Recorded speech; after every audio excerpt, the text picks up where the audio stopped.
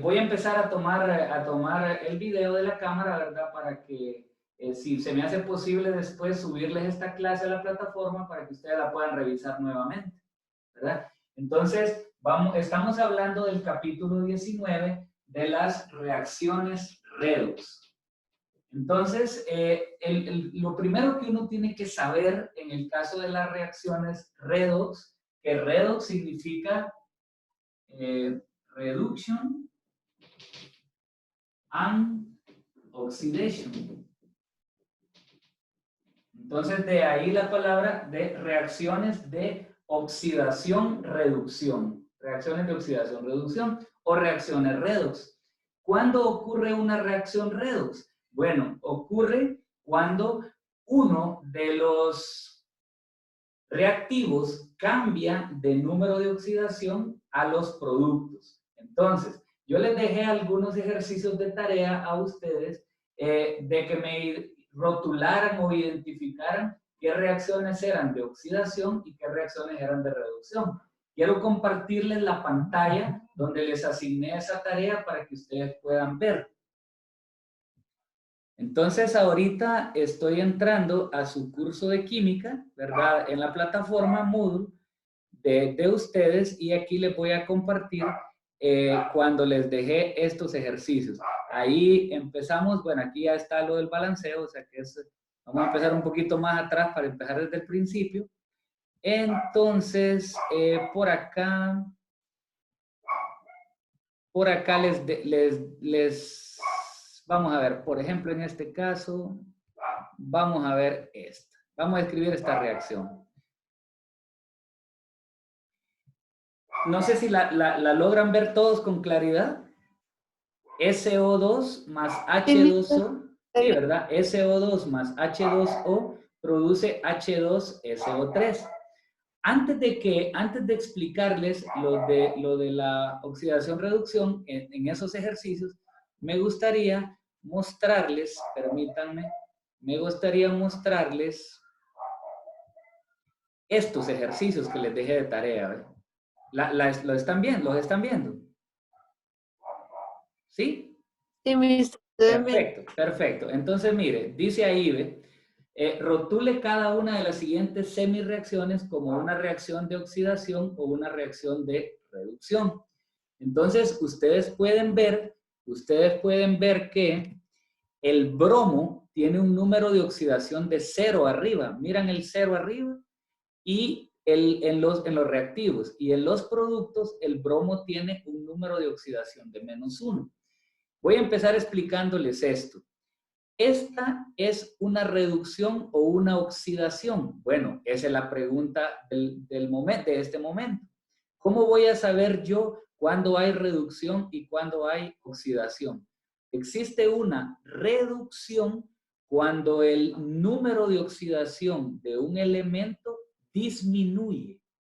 Escuchen bien, cuando el número de oxidación de un elemento disminuye de los reactivos a los productos, hay una reducción. Pero cuando el número de oxidación de un elemento en una reacción aumenta de los reactivos a los productos, ahí hay una oxidación. Entonces vamos a ver si me captaron. Veamos el inciso D. El inciso D, el cloro está pasando de número de oxidación 0 a número de oxidación -1. Eso sería una reacción de oxidación o una reacción de reducción, el inciso D. De reducción. ¿Por qué? Porque pasa de 0 a -1, entonces -1 es 0. Claro, es porque hay una disminución en el valor, así que es una reacción de reducción.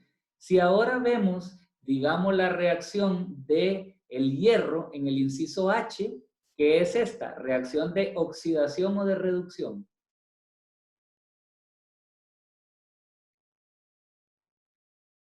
¿Oxidación o reducción? De reducción siempre, ¿verdad? Es reducción siempre, exactamente, porque está pasando de +3 a +2, significa que el valor se está reduciendo. Y al Y si disminuir el valor, entonces hay una reducción. Bueno, Si el sigamos. valor no cambia, mister. ¿Cómo?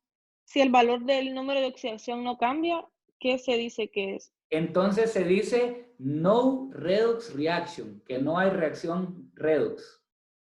Así, no redox reaction. Entonces vamos a ver el caso del inciso F, del hierro, pero del inciso F. ¿Qué sería la reacción del inciso F? ¿Reducción u oxidación? Oxidación, mister.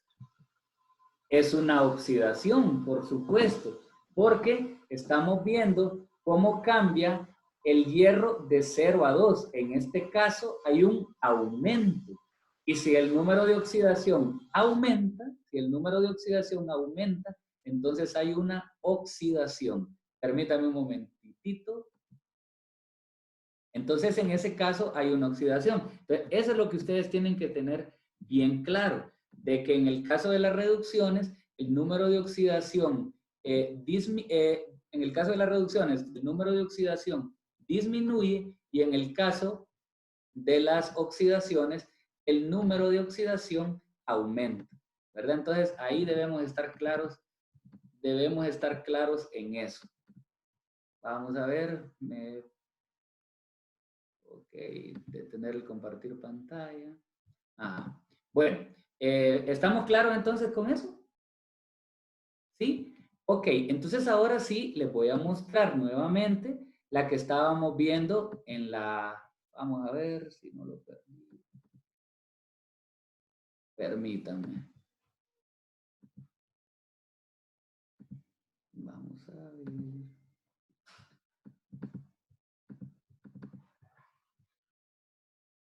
Voy a detener esto. Entonces ahora vamos a ver algunos ejercicios que tienen que ver básicamente, ¿verdad? Cuando tenemos que calcular los números de oxidación. Si estamos claros en eso, vamos a ver. Imagínense que yo tengo el compuesto NaNO3. Este compuesto de nombre sodium nitrate, ¿verdad? Nitrate, sodium nitrate. Entonces, es importante que en este momento nosotros estemos claros en cómo se sacan los números de oxidación de cada uno de los elementos. Por eso es importante también recordar las reglas de la oxidación. Entonces, de los números de oxidación. Entonces, yo tengo por acá en el libro, vamos a ver. Tengo acá, este es el libro de ustedes, ¿verdad? Entonces, en el capítulo 19, en la sección 1, ustedes pueden apreciar ahí las reglas de oxidación. ¿Alguien me lee la 1, por favor? Yo, ¿Cómo? John dice, ay, pero no le acá está. The oxidation number of any pure element is 0. Exactamente. Entonces, esta es muy importante. Siempre que el número de oxidación de un elemento que está solito, es decir, que está puro, se dice ahí, es 0. Entonces, si un elemento está solo, su número de oxidación es 0. Pero si está formando parte de un compuesto, su número de oxidación hay que determinarlo. La número 2 dice que el número de oxidación de un ion monoatómico es igual a la carga del ion. ¿Alguien me podría decir algún ion monoatómico que sepa? Que se acuerde, mejor dicho, porque saberlo saben, pero que se acuerde. ¿Algún ion monoatómico? Por ejemplo, el ion sodio, ¿qué carga tiene? De acuerdo a la tabla, a su amada tabla de iones, ¿qué número de oxidación tiene? ¿Qué número de oxidación o qué carga tiene el sodio?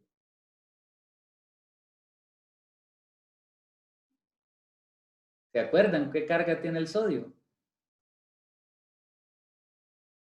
El sodio tiene carga +1. Entonces significa que el número de oxidación de ese ion es el mismo +1, que es la misma carga del ion. A eso se refiere la número 2. Y luego, pues así, ahí están todas, ¿verdad? pero de las más importantes es que el oxígeno generalmente trabaja con un número de oxidación -2, que el hidrógeno trabaja con un número de oxidación de +1, que los elementos del grupo 1, o sea, del primer grupo de la tabla periódica, trabajan con un número de oxidación +1, que los elementos del grupo 2 trabajan con un número de oxidación +2 y así sucesivamente. Y estas últimas son muy importantes, que la 8 dice que el número de que la suma de los números de oxidación de todos los átomos es igual a 0. Entonces, esta 8 es la que yo voy a utilizar en este momento para resolver el ejercicio que tengo escrito aquí en la pizarra.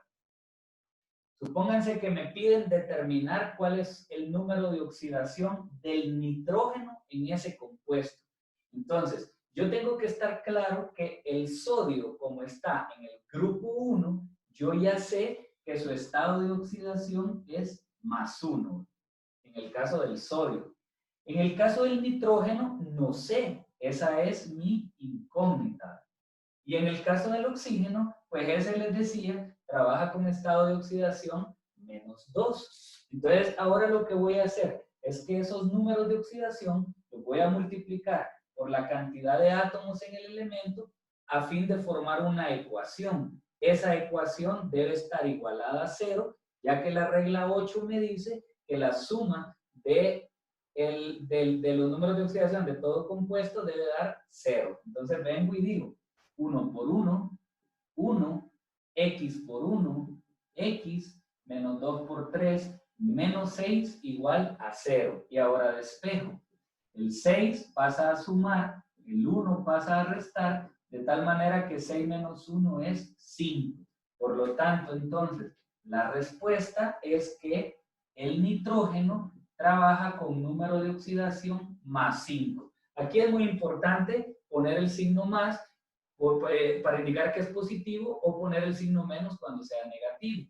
En matemática normalmente uno no lo pone, pero acá en este tema sí es mejor ponerlo porque es parte de decir que la carga es carga positiva. No sé si está claro. Sí, mister. Sí, mister. Ok, bueno, entonces ahora esto es en el caso de un compuesto. Entonces, en el caso de un compuesto les voy a resaltar aquí que es igual a 0, la sumatoria es igual a 0. Siempre también me gusta cuando, antes de borrar la pizarra, me gusta tomarle alguna captura ahí para ir dejando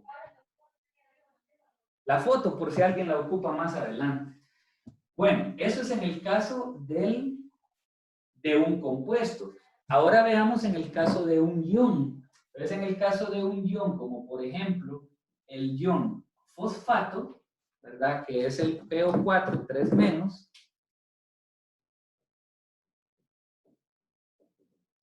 que es el fosfato, vamos a determinar cuál es el número de oxidación del fósforo, ¿verdad?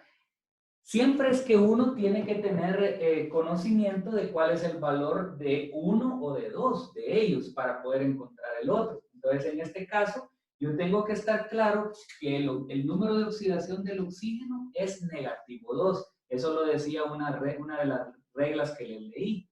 Pero el fósforo, yo no sé el número de oxidación, entonces lo pongo con valor de X. Si yo entonces quiero determinar el valor de X, nuevamente hago la multiplicación del número de oxidación por su cantidad de átomos. Así que X por 1 es X, menos 2 por 4 es -8, pero en este caso, a diferencia del ejemplo anterior en el que se igualaba a 0, en este caso se iguala a la carga del ion, porque cuando estamos hablando de un compuesto, la suma algebraica es 0, pero cuando estamos hablando del ion, la suma algebraica es igual a la carga del ion. En este caso, la carga del ion es -3. Entonces, al despejar, el 8 que está restando pasa sumando, el -3 solo se baja, y 8 menos 3 es 5. De tal manera que la respuesta a la pregunta ¿cuál es el número de oxidación del fósforo? En este caso, el número de oxidación del fósforo sería +5. Y de esa manera es como calculamos los números de oxidación de un elemento en un compuesto o en un ion. No sé si alguien quiere hacer alguna pregunta. Está súper claro, mister. Todo. Excelente. Esa voz me agrada. Bueno, entonces ahora, ya teniendo claro, pues que ustedes no tuvieron, vamos a revisar por acá. Voy a poner, este es el libro.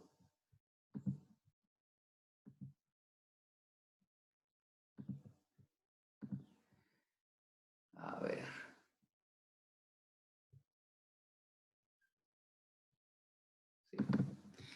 Ya teniendo claro, pues, de respecto a cuando un elemento se reduce, a cuando un elemento se oxida. Por cierto, acá, veamos. Están viendo la pantalla, ¿verdad? Entonces, ayúdenme. ¿Qué le está pasando? ¿Qué le está pasando? O mejor dicho, ¿hay algún elemento en esa reacción que se esté oxidando o que se esté reduciendo?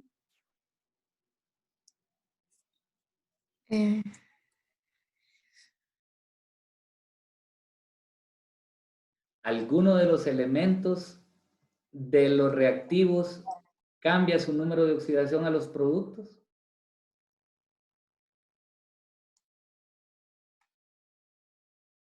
Recuerden que cuando les pregunto que si algún elemento se está oxidando, es que está aumentando su número de oxidación de los reactivos a los productos. Y cuando les pregunto si algún elemento se está reduciendo, es que si cambia el número de oxidación de los reactivos a los productos disminuyendo.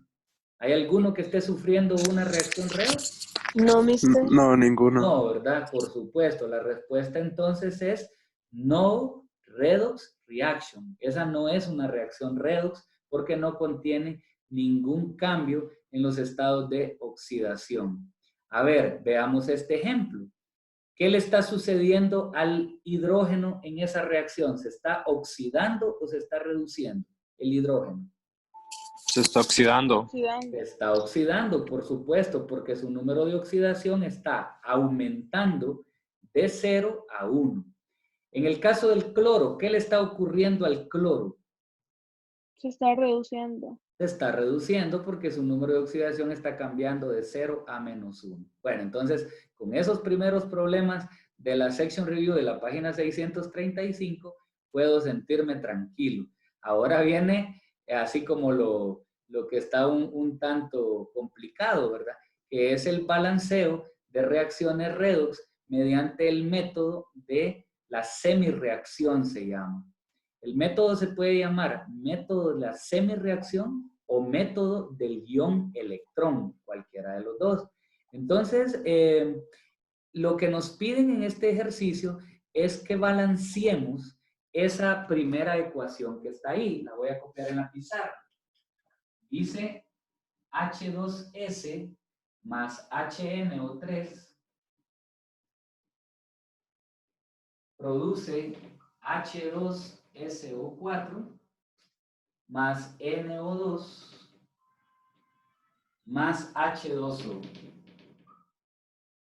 Ahí está. Bueno, nos piden entonces que llevemos a cabo el balanceo.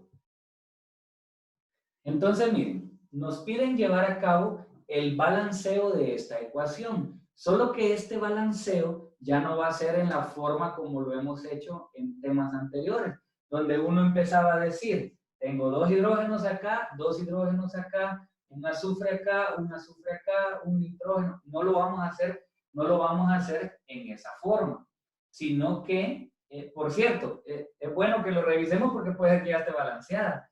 Dos hidrógenos, un azufre, 3 oxígenos, en cambio aquí hay 4, 5, 6, 7 oxígenos.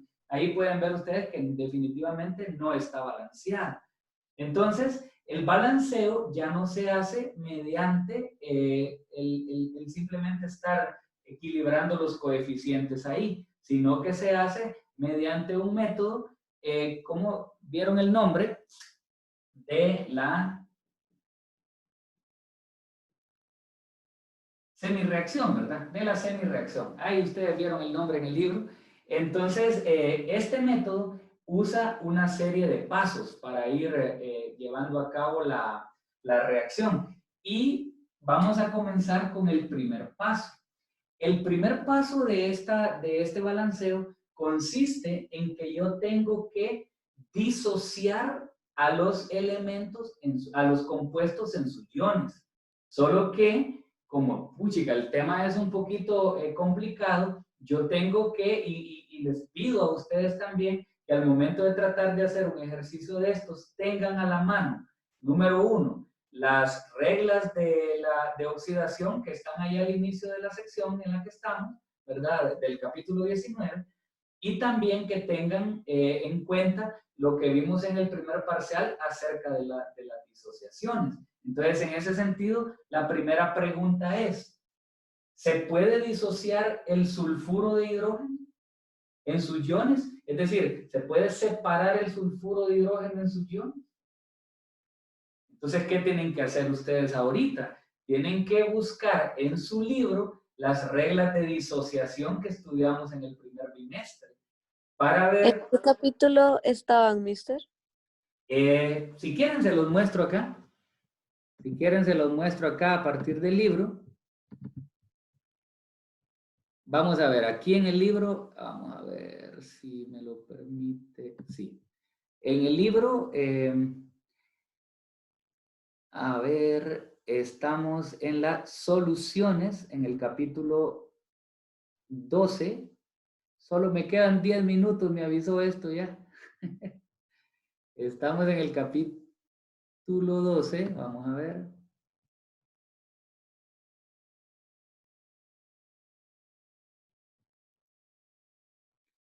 Vamos a ver.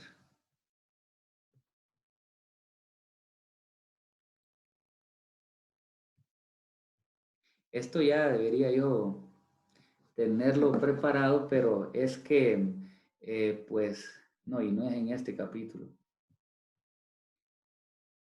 Vamos a ver, iones en solución acuosa, este es el capítulo 13. El capítulo 13, ahí fue donde vimos la disociación. Entonces, aquí están las reglas de la disociación. Les indico o les repito, es en el capítulo 13, en la sección 1, en la página 437. Ahí están las reglas de solubilidad. Entonces, vamos a ver, aunque solo el paso 1 hagamos hoy y después continuamos en otra clase continuamos con los siguientes pasos, pero sí me interesa que sepan ustedes en la clase de hoy que les haya quedado claro dos cosas muy importantes. Número 1, conocer las reglas de asignación de los números de oxidación que están ahí al inicio en la sección 19.1 y número 2, esta tabla 1 de las reglas generales de solubilidad. Entonces, en base a esa regla les quiero preguntar, ¿se puede disociar el sulfuro de hidrógeno? Recuerden el nombre es hydrogen sulfide. De acuerdo a esa tabla, ¿se puede disociar en sus iones? Sí. Sí. Ajá, vamos a leer a ver si es cierto. Dice, la mayoría de sulfuros son insolubles, o sea que no se pueden disociar. Los que sí se pueden disociar son los sulfuros de calcio, estroncio, sodio, potasio y amonio. ¿Es uno de esos el que tenemos acá? Hydrogen sulfide. ¿Es el hydrogen sulfide alguna de esas excepciones? O más clara la pregunta. Ahora que están leyendo la regla 6 ahí en el libro, ¿se puede disociar el sulfuro de hidrógeno? No, mister. No estoy. No, no se puede. No Ah, se ok. puede. Los únicos que se pueden disociar son los sulfuros de calcio, de estroncio, de sodio, de potasio y de amonio. Pero el sulfuro de hidrógeno no se puede. Entonces, ¿qué va a pasar? Que en la reacción lo voy a copiar igual. Lo voy a copiar siempre como H2S. Ahora vamos al otro. El ácido nítrico o HNO3. Entonces, en este caso, sería, por así decirlo, un nitrato de hidrógeno. ¿Se puede disociar el nitrato de hidrógeno? Sí, ¿Recuerda? ahí dice la regla 2. Exactamente, Luis. Por supuesto que se puede, porque la regla 2 dice que los nitratos, acetatos y cloratos son solubles. Entonces, tengo que disociar a este compuesto en sus iones. Tengo que disociarlo en sus iones. Entonces, lo vamos a disociar. Voy a agrandar aquí la pantalla para verlo. Voy a disociar, ¿verdad? Los iones. Entonces, acá me quedaría el ion H más para este, más el ion NO3 menos. Ahora, miren, este es el ion hidrógeno y este es el ion nitrato. Hydrogen and nitrate. Esos son los iones. Se disocia. Ahora vamos acá. Ahora voy a disociar el sulfato de hidrógeno. En este caso, pues, se obtienen los iones H+. No le puedo poner el 2 aquí porque el ion H2+ no existe. Existe solamente el ion H+. Entonces, lo que estoy haciendo es separando a estos compuestos a los que se pueda en sus iones. Entonces, ¿qué voy a hacer con este 2? Se lo voy a poner como coeficiente acá. Y ahora el otro que va a quedar separado es el ion SO4 con carga 2-. Recuerden que las cargas de los iones se obtienen, así lo puede ver usted con facilidad, porque se obtienen del intercambio de las cargas de los iones para formar el compuesto. Entonces, si estos están así, acuérdense que el ion tiene carga +1 y para que la carga total del ion, del compuesto sea 0, de acuerdo a la tabla de iones, que necesito que vuelvan a repasar la tabla de iones, el ion nitrato es de carga -1. En el caso del hidrógeno, pues sigue trabajando con carga +1 y el sulfato o sulfate, ¿verdad? Recuerden que tiene carga -2. Estos no tengo ningún problema para saber que se dividen en sus iones porque son compuestos iónicos. Pero cuando pasamos al dióxido de nitrógeno, en este caso, ya acuérdense que este ya no es un compuesto iónico, es un compuesto molecular. ¿Cómo lo sé? Porque es la unión de dos no metales, ¿verdad? Entonces, tanto el nitrógeno como el oxígeno en la tabla periódica están en la parte de los no metales, que viene después de aquella escalerita que está ahí en la tabla periódica. Entonces, ¿qué pasa con los compuestos moleculares? Que son los que se obtienen de la unión de dos no metales. Esos no se pueden disociar. Y el agua tampoco se puede disociar, entonces esos elementos quedan así.